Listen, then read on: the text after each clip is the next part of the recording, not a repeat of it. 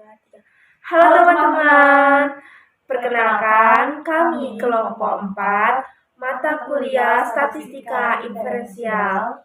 Kami akan menjelaskan tentang materi statistika inferensial khususnya pada cara pengolahan SPSS.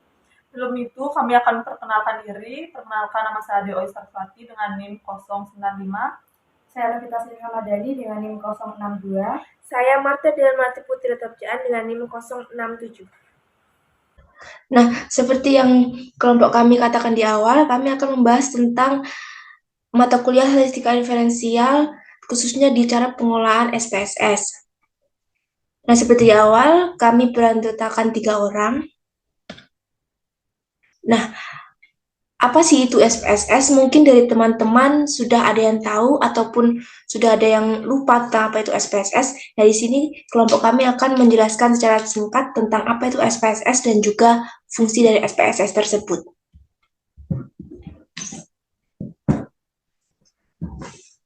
SPSS adalah program aplikasi bisnis yang berguna untuk menganalisis data statistik. Perangkat lunak komputer ini memiliki kelebihan pada kemudahan penggunaannya dalam pengolahan dan menganalisis data statistik. Program SPSS banyak diaplikasikan dan digunakan oleh kalangan pengguna komputer di bidang bisnis, perkantoran, pendidikan, dan penelitian.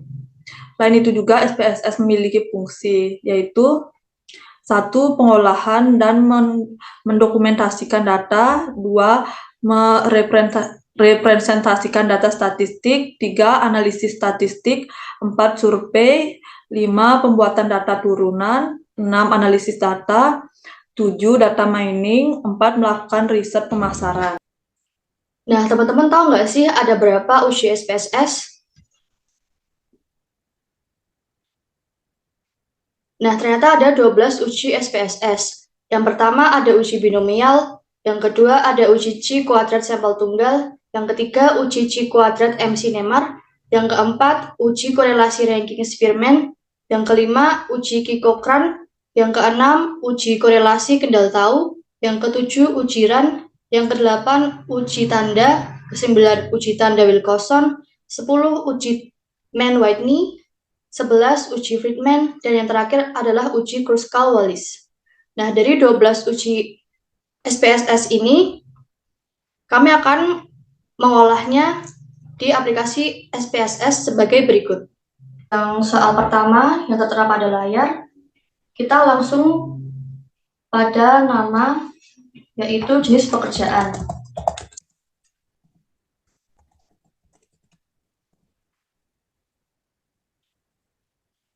Lalu desimalnya kita isi 0. Pada label kita juga tulis jenis pekerjaan. Lalu kita klik pada value. Dengan kode yang pertama adalah kantoran. Lalu kita add. Lalu kita klik value yang kedua dengan label berwirausaha. Add kembali dan OK. Setelah itu kita langsung ke data view. Nah, di sini kita masukkan data dari soal tersebut. Kita masukkan kode 1 adalah kantoran sebanyak 40, lalu untuk kode kedua adalah berwirausaha sebanyak 10. Lalu kita klik analyze, dan parametric test, legality dialogs, dan kita klik binomial. Kita masukkan datanya, dan OK. Nah, inilah hasil interpretasi dari uji binomial soal nomor 1. Uji binomial memaparkan bahwa kategori jenis pekerjaan yang diminati yaitu kerja kantoran dan berwirausaha. Jumlah masing-masing adalah kantoran 40 dan berwirausaha 10. Nilai proporsi uji test prop sama dengan 0,50. Proporsi pengamatan untuk kategori kantoran adalah 0,80 dan kategori berwirausaha 0,20. Hasil nilai peluang eksak binomial dua arah atau p-value adalah 0,000 atau lebih kecil dari 0,05, maka keputusan HO ditolak. Kesimpulan, jumlah frekuensi mahasiswa selalu setelah lulus yang bekerja kantoran dan berwirausaha adalah berbeda. Demikian interpretasi dari soal nomor 1. Nah, sekarang kita masuk ke soal nomor 2. Lalu kita masuk ke soal yang nomor 2, tetap pada uji binomial. Yang pertama kita tulis pada nama, yaitu pengaruh brand ambassador.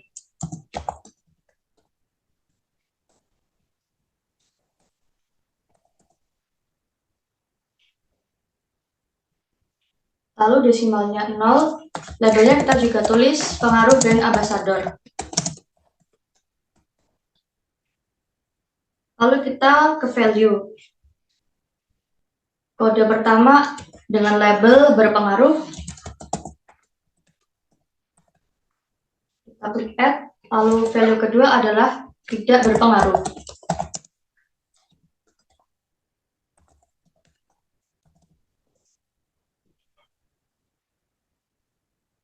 Lalu kita masuk ke data view. Seperti tadi kita masukkan data pada soal. Nah, setelah kita masukkan data, kita langsung klik pada Analyze, dan Parametric Test, tinggal isi dialog, dan kita klik binomial. Lalu kita masukkan datanya, dan OK.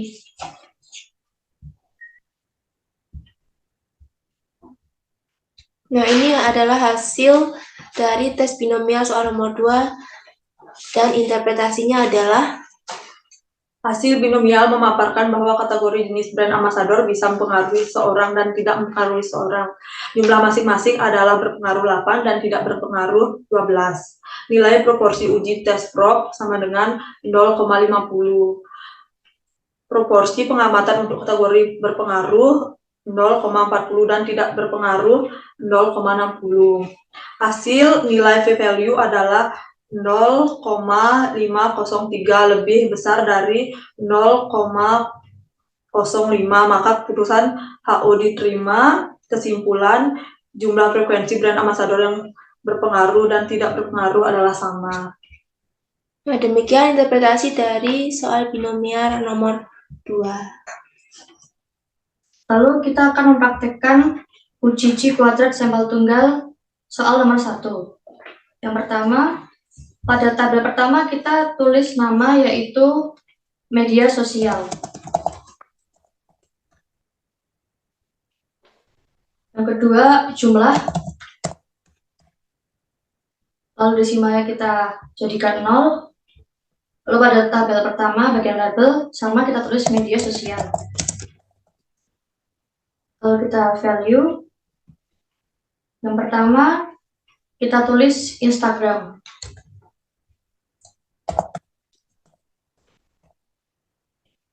Yang kedua, kita tulis TikTok. Yang ketiga, Twitter.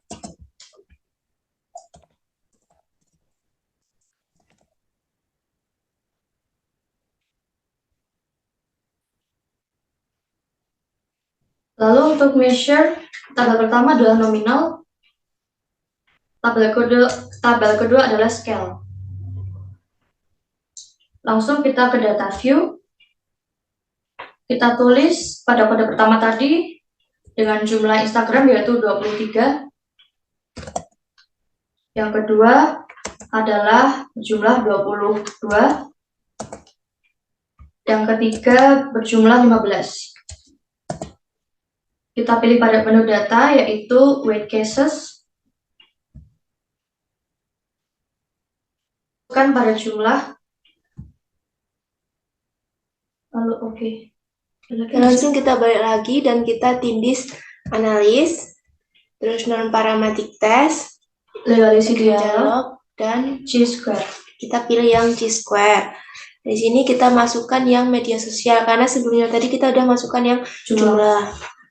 Nah, jika sudah, kita langsung tulis OK, otomatis akan keluar hasil ini, dan interpretasinya yaitu Pada bagian frekuensi memuat informasi nilai pengamatan merupakan hasil data mentah yang diperoleh peneliti. Informasi nilai harapan yaitu jumlah rata-rata dengan nilai sama besar untuk masing-masing pilihan.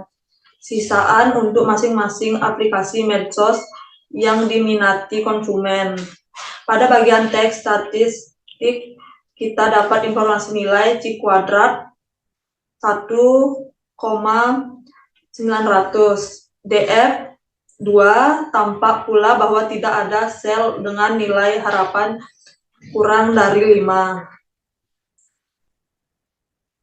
P-value sama dengan 0,387. P-value lebih besar dari 0,05, maka HO diterima, HA ditolak.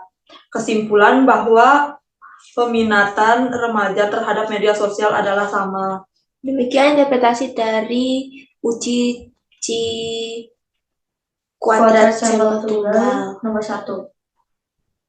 Nah, setelah itu kita masuk ke soal yang nomor 2, tapi dengan uji yang sama.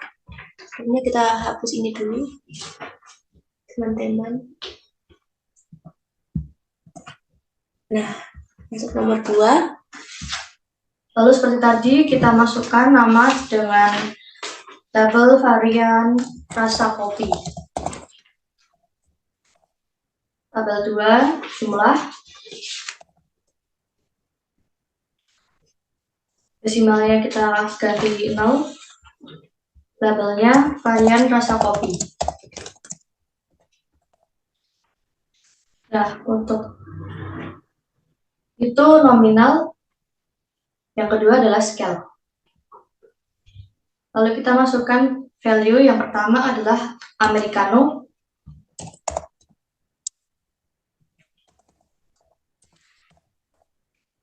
Yang kedua cappuccino.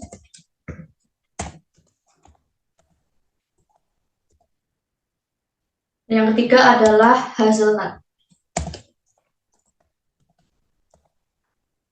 Kita masukkan ini, setelah itu kita masukkan Ke data view. view. Yang pertama, Americano berjumlah 60. Yang kedua berjumlah 50. Dan yang terakhir adalah 40. Lalu kita ke data dan pilih weight cases. Lalu masukkan data jumlah dan oke. Lalu kita langsung masuk ke analyze dan parametric test, legalisity dialog, dan kita pilih chi-square. Nah, kita masukkan label nama varian rasa kopi. Oke. Lalu oke.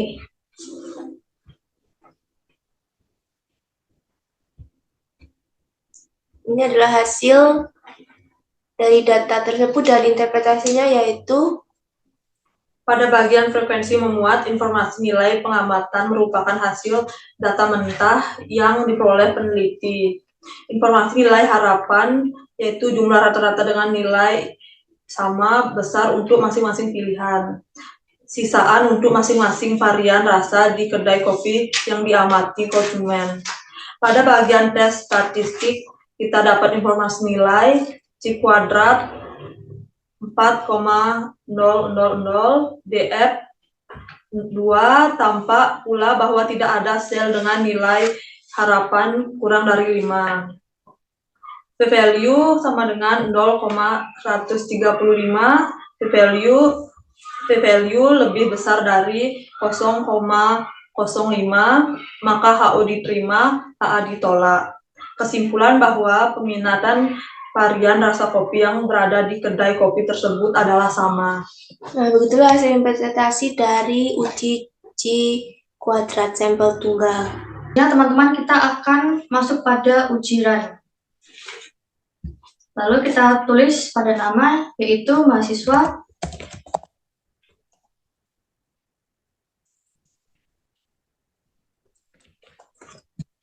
Tabel kedua kita tulis posisi duduk.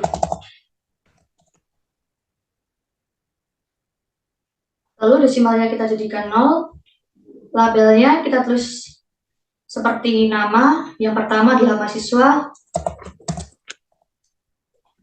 Yang kedua posisi duduk. Lalu kita masukkan value. Yang pertama adalah laki-laki. Yang kedua adalah perempuan.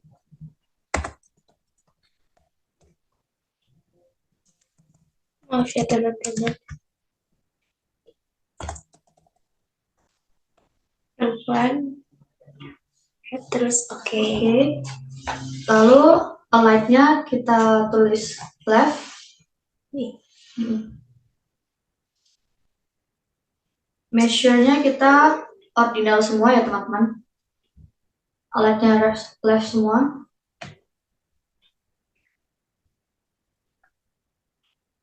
Lalu kita langsung masuk ke data view. Nah, di sini kita langsung cantumkan semua data yang ada pada soal yang tertera pada layar. Setelah masukkan data tersebut, kita langsung klik pada Analyze, Non-Parametric, klik isi dialog, dan kita pilih uji run. Run ini teman-teman. Lalu kita masukkan posisi duduk. Oh, enggak semua. Lalu kita klik min. Ya, terus ini kita pilih min. Lalu option, pastikan kita klik description, deskriptif, lalu kita pilih OK. Nah, ini adalah hasil dari data tersebut, dan interpretasinya yaitu test value sama dengan 1,60 menunjukkan nilai mean group dan merupakan nilai yang digunakan sebagai choke point yaitu sebesar 1,60. Cases lebih kecil dari value sama dengan 10 menunjukkan posisi duduk laki-laki 10. Cases lebih besar dari test value sama dengan 15 menunjukkan posisi duduk perempuan 15. Total cases 25 menunjukkan banyaknya mahasiswa yang dijadikan sampel yaitu 25. Number of run sama dengan 12 menunjukkan banyaknya run sebanyak 12. Z sama dengan min 213 menunjukkan nilai Z sebesar min 213. Nilai signifikan sama dengan 0,831 menunjukkan besarnya probabilitas signifikan sebesar 0,831. Kesimpulan nilai signifikan 0,831 lebih besar dari 0,05, maka HO diterima dan HA ditolak, berarti bahwa posisi duduk mahasiswa perempuan dan laki-laki bersifat random atau acak. Selanjutnya kita masuk ke soal yang berikutnya, tapi ini masih di ujian. Ya. Lalu langsung saja kita tulis pada nama. Yang pertama adalah mahasiswa. Yang kedua adalah pertanyaan yang diajukan kepada mahasiswa. Lalu desimalnya kita ubah menjadi 0. Lalu kita tulis label. Yang kedua kita tulis pertanyaan yang diajukan kepada mahasiswa.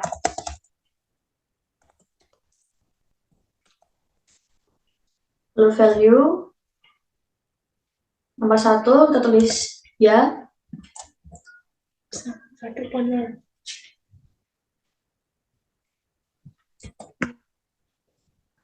Yang kedua kita tulis tidak. Oke. Lalu align-nya kita tulis left dua-duanya. Measure-nya kita pilih ordinal semua. Lanjut ke data view, kita masukkan data yang tertera pada soal. Data tersebut, kalau kita klik analyze dan parametrik, kita isi dialog dan kita pilih run.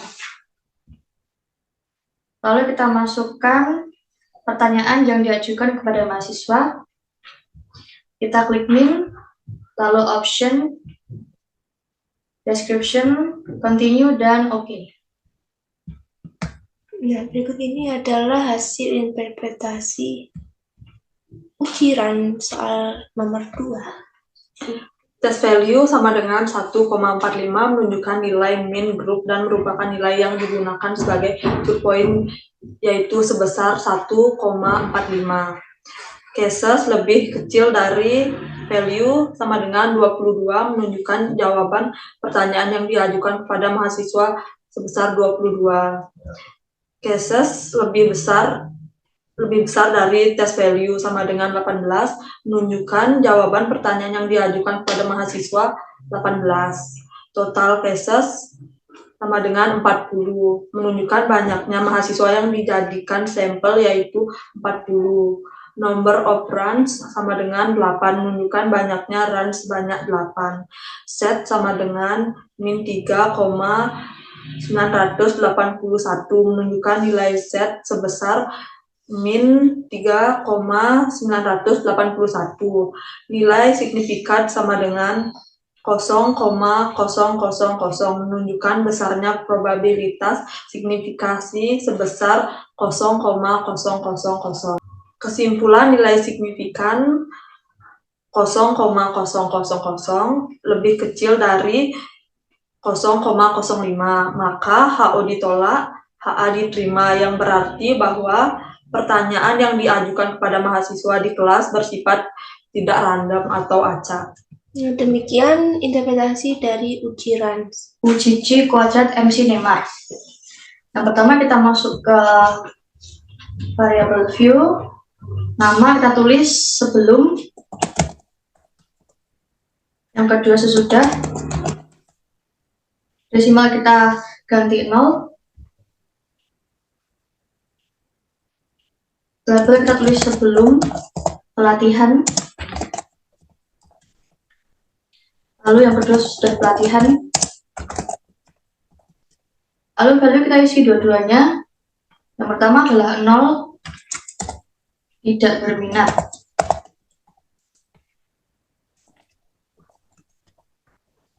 Lalu add. Yang kedua 1, berminat. Oke. Lalu align-nya kita klik right semua. Untuk measure-nya kita pilih nominal semuanya. Selanjutnya kita langsung ke data view. Nah, di sini kita masukkan semua data pada soal. Dan parametric test, dengan isi dialog kita pilih to relate sample. Lalu klik OK. Nah, kita masukkan sebelum pelatihan ke variabel 1 dan sudah pelatihan ke variabel yang kedua. Lalu kita centang pada MC Neymar. Lalu OK. Nah, ini adalah hasil dari uji MC Neymar dengan interpretasi, yaitu Tabel cross-tab menunjukkan minat dosen dalam penggunaan e-learning sebelum dan sesudah pelatihan. Sel yang menjadi perhatian adalah baris 1 kolom 2A dan baris 2 kolom B. Sel A bernilai 16, hal ini menunjukkan perubahan sebelum latih mengubah menjadi setelah pelatihan. Ada 16 dosen, sel B bernilai 10. Hal ini berarti minat dosen sebelum pelatihan dan sesudah pelatihan, jadi tidak ada yang berminat sebanyak 6. Tabel statistik memaparkan analisis hipotesis dari penelitian tersebut. Nilai signifikan 0,052 lebih kecil dari 0,05. Hal ini berarti HO ditolak dan HA diterima. Kesimpulan berarti bahwa ada dosen yang berminat menggunakan e-learning setelah pelatihan. Demikian interpretasi dari uji MC Neymar. Selanjutnya kita ke soal berikutnya. Kita masuk pada uji tanda. Yang pertama langsung saja kita langsung ke name. Kita tulis jumlah karyawan terlambat sebelum diberi hukuman. Yang kedua, kita tulis jumlah karyawan terlambat setelah diberi hukuman.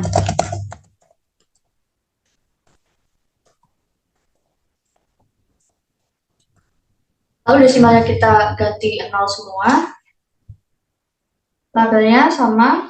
Lainnya kita tulis right semua. Measure-nya nominal semua.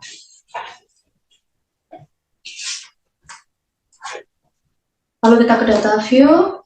Kita masukkan semua data pada soal. Non-parametric test, regulasi dialog, to relate sample, lalu oke. Nah, kita masukkan variabel pertama, yaitu jumlah karyawan terlambat sebelum diberi hukuman, dan variabel kedua, jumlah karyawan terlambat setelah diberi hukuman. Lalu kita klik sign, oke. Nah, ini akan muncul outputnya dengan interpretasi. Berdasarkan tabel output statistik deskripsi di atas, dapat dilihat bahwa nilai rata-rata jumlah karyawan terlambat sebelum diberi hukuman adalah 6,4.000 dan setelah diberi hukuman adalah 3,9.000. Pada tabel output frekuensi, nilai dengan tanda negatif sebanyak 8 atau nilai jumlah karyawan setelah diberi hukuman menurun dibandingkan nilai sebelum diberi hukuman. Positif sebanyak 2 atau jumlah karyawan setelah diberi hukuman turun dibandingkan jumlah karyawan sebelum hukuman, dan tiens sebesar 0. Pada tabel output tes statistik diperoleh nilai signifikan sebesar 0,109. Berarti lebih besar dari 0,05, bahwa HO diterima dan HA ditolak. Kesimpulannya yaitu bahwa tidak terdapat perbedaan jumlah karyawan yang terlambat sebelum maupun sesudah diberi hukuman.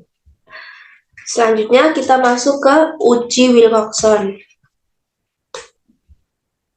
Kita masuk ke variabel view. Nama kita tulis sebelum.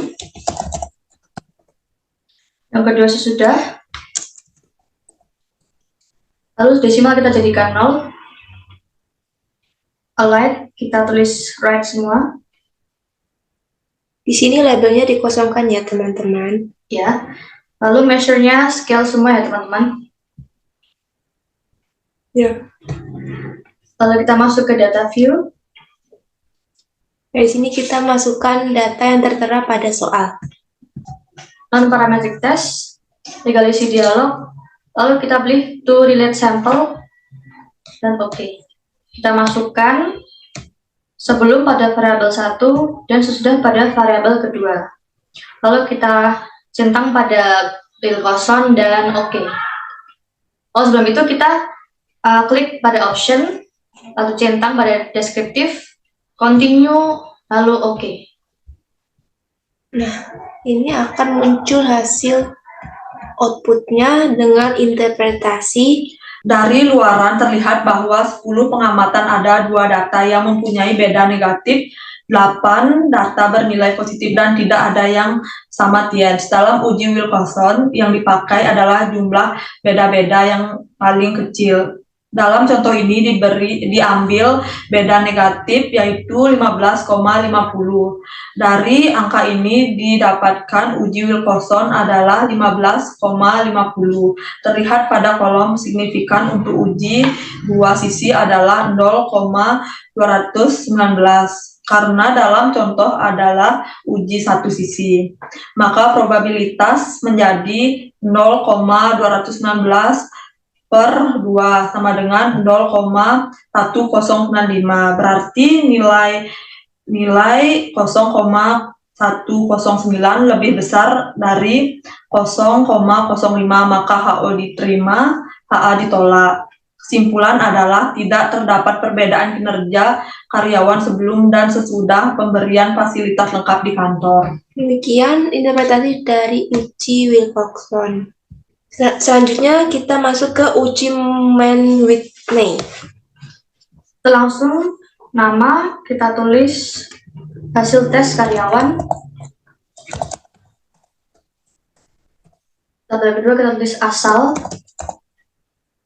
Desimal kita beri tanda 0. Labelnya kita kosongi ya teman-teman. Value kita tulis di bawah. Yang pertama itu Yogyakarta. Yang kedua luar Yogyakarta.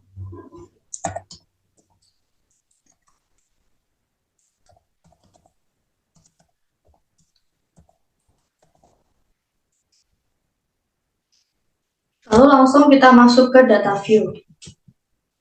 Itu tidak usah diubah ya teman-teman. Jadi langsung kita masuk ke data view. Nah, kita tambahkan data yang ada pada soal. Langsung klik analyze, non-parametric test, legalisity dialog. Kita pilih to independent sample. Dan oke. Di sini asalnya kita masukkan yang ke bawah, terus yang hasil tes kita masukkan ke atas. Lalu kita pilih Mann-Whitney.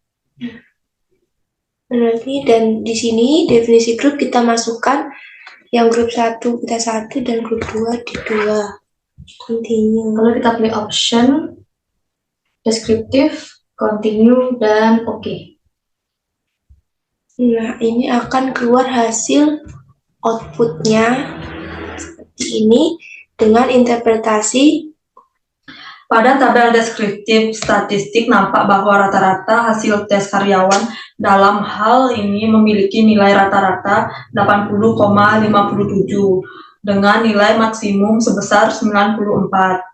Tabel rank mengidentifikasikan hasil tes karyawan berdasarkan asalnya dari Yogyakarta sebanyak 15 dan luar Yogyakarta sebanyak 15. Tabel statistik menunjukkan bahwa nilai signifikan sebesar 0,917 berarti lebih besar dari 0,05, maka HO diterima, HA ditolak. Kesimpulan, tidak terdapat perbedaan signifikan hasil tes pada dua kelompok karyawan baru yang berasal dari Yogyakarta dan luar Yogyakarta. Nah, selanjutnya kita masuk ke uji Kikokran. Langsung kita tulis nama. Yang pertama adalah semester 1. Yang kedua semester 2. Yang ketiga semester 3. Dan terakhir semester 4. Desimalnya kita ubah jadi 0. Labelnya tidak usah ditulis.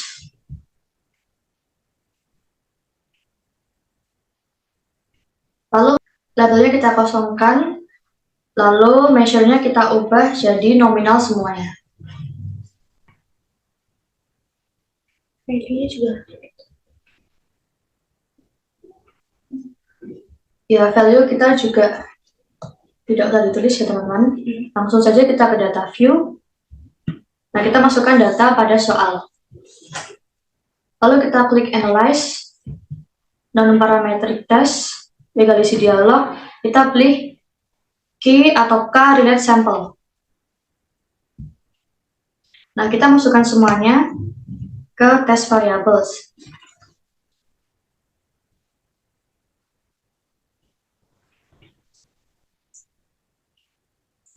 Lalu kita pilih uji Kikokran. Dan oke. Oke. Nah, ini akan muncul hasil output dengan interpretasinya. Berdasarkan tabel frekuensi didapatkan data sebagai berikut. Pada saat semester 1, jumlah sales yang tidak yakin pada peringkat IVK sejumlah 7 sales. Sebandingkan yang yakini sebanyak 3 sales. Pada saat semester 2, jumlah sales yang tidak yakin pada peningkatan IPK sejumlah 6 sales, sedangkan yang yakin sebanyak 4 sales. Pada saat semester 3, jumlah sales yang tidak yakin pada peningkatan IPK sejumlah 5, sedangkan yang yakin sebanyak 5. Pada saat semester 4, jumlah sales yang tidak yakin pada peningkatan IPK sejumlah 4, sedangkan yang yakin sebanyak 6. Nah, berdasarkan tabel statistiknya, jumlah sampel sebanyak 10, nilai hitung untuk Cochrane sebanyak 2,143, nilai DF sebesar 3, nilai signifikannya sebesar 0,543 lebih besar dari 0,05, maka HO diterima. Dan kesimpulannya yaitu tidak terdapat perbedaan pengaruh keyakinan dari mahasiswa dari semester 1 sampai 4 terhadap peningkatan IPK. Demikian interpretasi dari uji Cochrane. Selanjutnya kita masuk kepada uji Friedman. Langsung saja kita tulis nama, tahun 5, yang kedua tahun 10, yang ketiga tahun 15. Lalu kita ubah desimalnya jadi 10. Ya, maaf ya teman-teman. Jadi 10. Labelnya dikosongkan. Terus measure-nya Ordinal semua.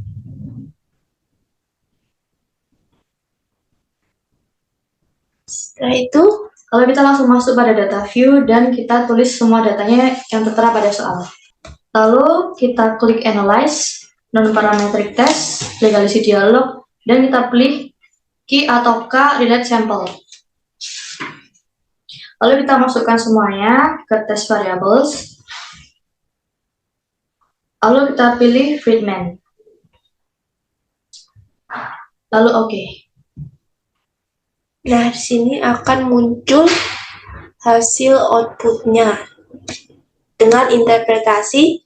Pada tabel range didapatkan rata-rata skor setiap 5 tahun, namun bukan nilai sebenarnya karena sudah dilakukan ranking terhadap data aktualnya. Pada 5 tahun pertama rata-rata skornya 2,40, kemudian sedikit menurun pada 5 tahun kedua, yaitu nilai rata-rata sebesar 2,30 dan semakin menurun di 5 tahun ketiga sebesar 1,30. Pada tabel statistik diperoleh data sebagai berikut. Jumlah responden sebanyak 10, nilai hitung chi-square sebesar 7,400, nilai DF sebesar 2, nilai signifikan sebesar 0,025 lebih kecil dari 0,05, maka HO ditolak dan HA diterima. Kesimpulannya, yaitu terdapat perbedaan tingkat kepuasan karyawan terhadap perusahaan sejak 5 tahun pertama, 5 tahun kedua, dan 5 tahun ketiga. Nah, uji selanjutnya yaitu uji Kruskal-Wallis. Langsung saja kita tulis nama. Yang pertama adalah kelompok. Yang kedua hasil.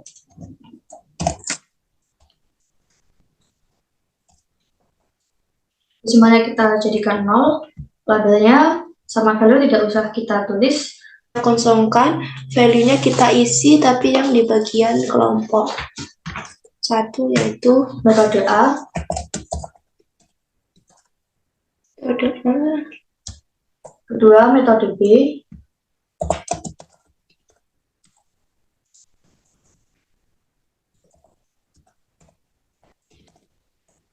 Yang ketiga metode C.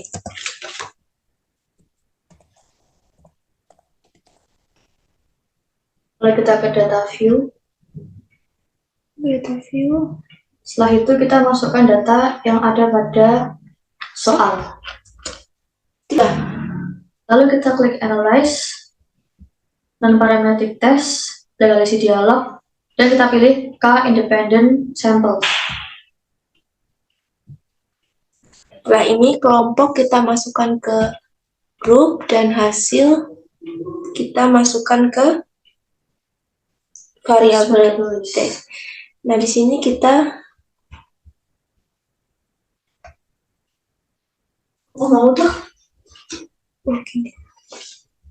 di sini kita definisi range-nya kita masukin minimumnya 1 dan maksimumnya 3.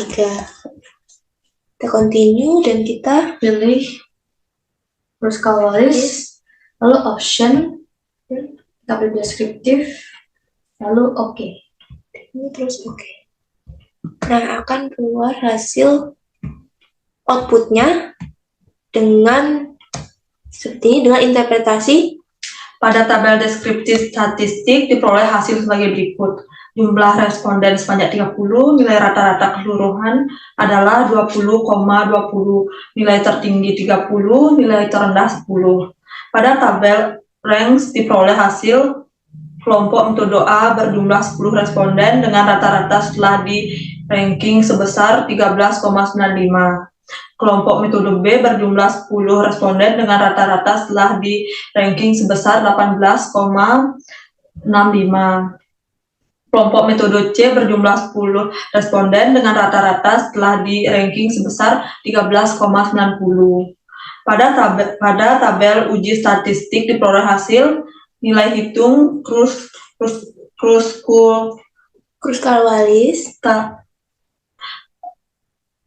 nilai hitung Kruskal-Wallis sebesar 1,935, DF sebesar 2, nilai signifikan sebesar 0,380 lebih besar dari 0,005, berarti HO diterima, HA ditolak.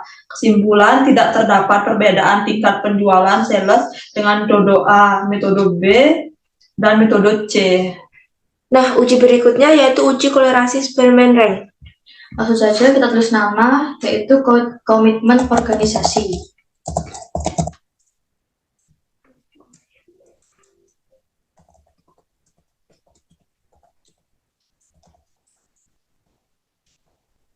Yang kedua, kepuasan karyawan. Desimalnya kita jadikan 0. Labelnya kita tulis yang pertama komitmen organisasi, yang kedua kepuasan karyawan.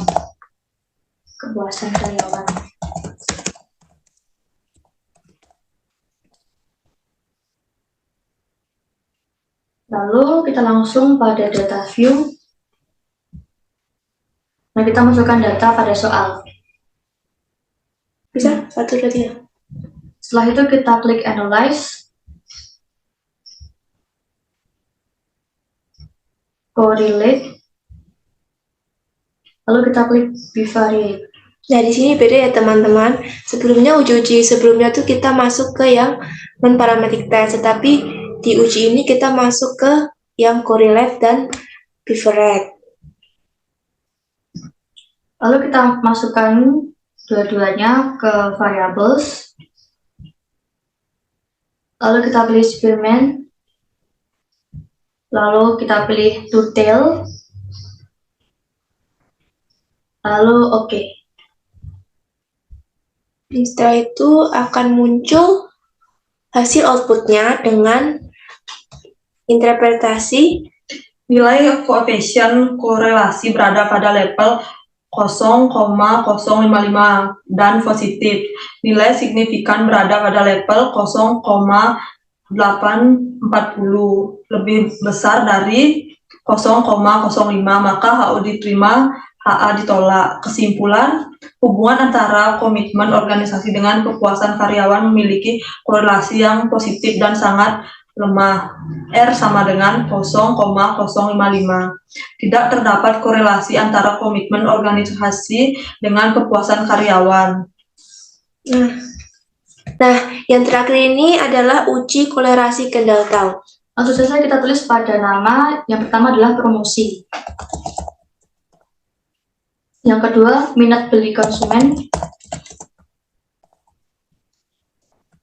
Desimalnya kita jadikan 0, labelnya tidak usah kita ketik, value-nya tidak ada, dan langsung saja kita pada data view. Kita ke data view, lalu kita masukkan data pada soal. Setelah itu kita klik Analyze, Correlate, Bivariate, dan kita masukkan datanya ke Variables. Lalu kita centang kendal tahu, lalu kita klik One Tail, dan oke. Nah, setelah itu akan muncul hasil outputnya dengan interpretasi Jumlah responden sebanyak 15, nilai koefisien korelasi berada pada level 0,699 dan positif. Nilai signifikan berada pada level 0,000, lebih kecil dari 0,05. Maka HO ditolak, HA diterima. Kesimpulan, promosi dengan minat kecil konsumen karyawan memiliki korelasi yang positif dan sangat kuat, R sama dengan 0,699. Terdapat korelasi antara promosi dan minat beli konsumen. Terdapat korelasi yang positif dan signifikan antar promosi dan minat konsumen. Demikian interpretasi dari uji Kendal tahu. kendal tahu. Sekian penjelasan kelompok kami tentang pengelolaan SPSS. Semoga bermanfaat dan selamat belajar. Kami dari kelompok 4 pamit undur diri. Thank you for watching.